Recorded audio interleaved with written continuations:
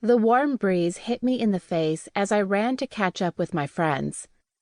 The streets of the city of Titan were crowded, but they always were on rest day. For everyone else, the 8th day of the week was a time to stop and celebrate life. This didn't apply to us. The majority of the population liked to have their home repairs done and their houses cleaned while they partied in the streets. We slipped in, took care to make sure everything was sparkling and mended before slipping out. They'd come home, and it would be like magic for the homeowner. "Waverly," Dawn called to me. "Hurry!" I was trying. My knee hurt badly. I'd jammed it pretty hard on the side of a table in the last house, and now every step I took was one too many. There wasn't anything I could do about the injury, though, because I had to earn my keep. I was a trained nurse with some skills that rivaled even some doctors I knew, but that didn't matter here.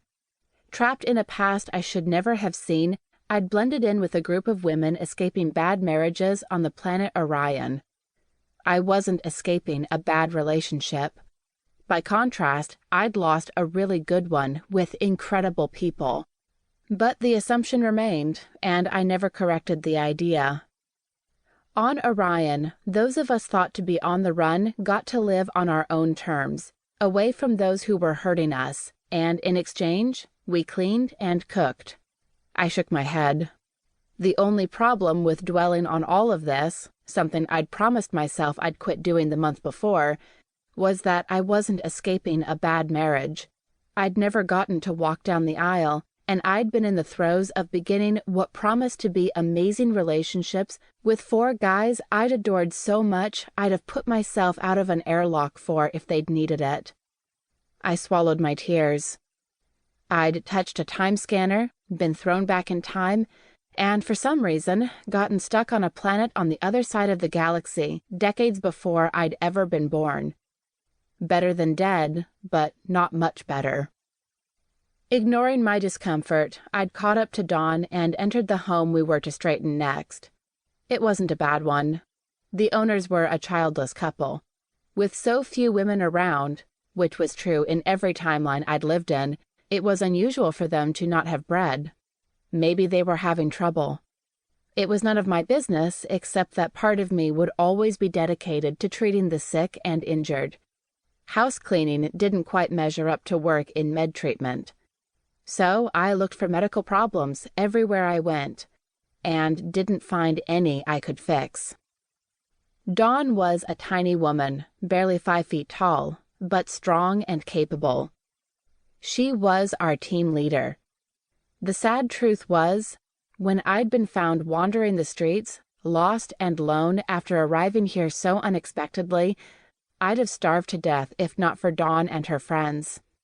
They assumed I was like them, and I'd never corrected them.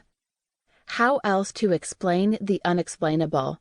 How else to tell these people that, in the not-so-distant future, we were all going to be nuked to death by a crazy madwoman named Olivia, who happened to be the sister of a man, Cooper, whose arm, when broken, I'd helped to reset years in the future. The exact date eluded me, since I'd never cared to pay that much attention to it in the past. Future. They'd all think I was crazy. Half the time I wondered if I was. Dawn put a strand of her blonde hair behind her ear. I'd never asked her to tell me her exact age, but I guessed it was around 40.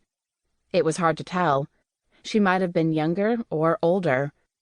The stress she'd endured at the hands of her husbands, who had beaten her regularly, could age a person beyond their years. She reached out to touch my arm. "We'll get your knee looked at later. I'm sorry you can't rest it." I shook my head.